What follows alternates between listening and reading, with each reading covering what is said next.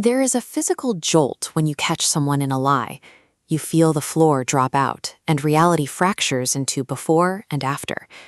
We are taught to view this moment through a very specific lens. On one side, there is an active predator deliberately spinning a web. On the other, a passive victim blindly stumbling into it. It is a comfortable framework, placing the moral weight entirely on the liar. But the standard predator and prey model breaks down when examining the actual mechanics of communication. Clinging to the myth of the innocent bystander creates a structural blind spot. We ignore our own active role in this dialogue, leaving us to repeat the same patterns without understanding why lies surface in the first place. Look at this phrase, "Ask me no questions and I can tell you no lies." We often treat it like a schoolyard taunt, but grammatically it functions as a rigid if-then conditional logic statement. This logic transforms the act of deception into a symbiotic duet requiring two participants. This diagram breaks down the roles. The instigator on the left initiates the reaction. They transfer interrogatory pressure onto the gatekeeper on the right, who holds the information but is bound by the rules of engagement.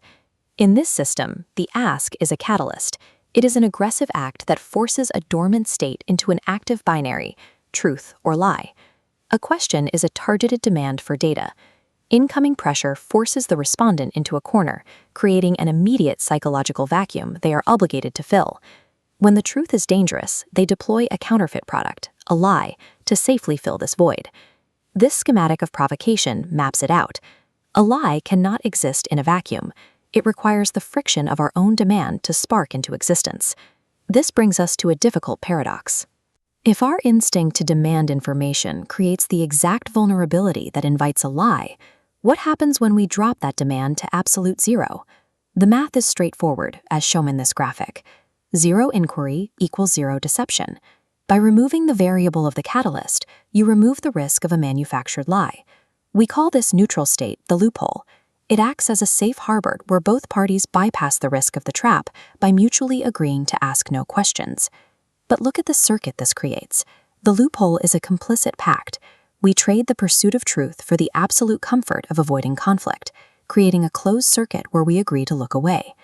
As this final state illustrates, the absence of a lie does not mean you have found the truth. It simply results in the heavy silence of the unsaid. These interpersonal dynamics scale directly to an organizational level. We see the same systemic effects when an entire group opts for the safe harbor of silence. This creates what is known as the alignment illusion. Groups prioritize harmony over discovery, moving in perfect cognitive synchronization from the very beginning. As outlined here, that smooth, parallel processing is an illusion of efficiency. It duplicates ideas without ever subjecting them to validation or stress testing.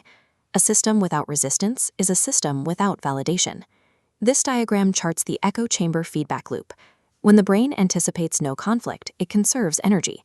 It reduces active critical faculties to passive reception, causing identical premises to circulate without encountering opposing forces. This collective energy conservation leads to a single outcome.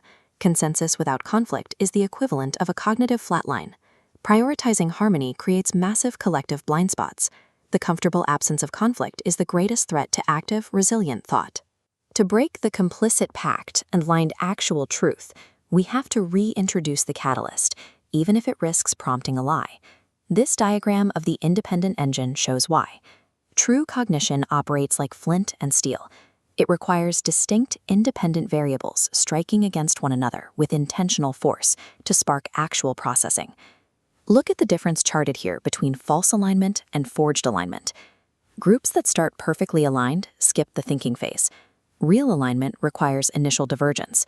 The friction of disagreement provides the necessary, uncompromised raw materials to forge a consensus that can actually survive reality. We have to deliberately reject comfortable echoes. It is time to stop designing environments that reward superficial harmony and quick agreement. To build resilient systems and discover the truth, you have to embrace the cost of the catalyst, risk the deception, and actively engineer the friction.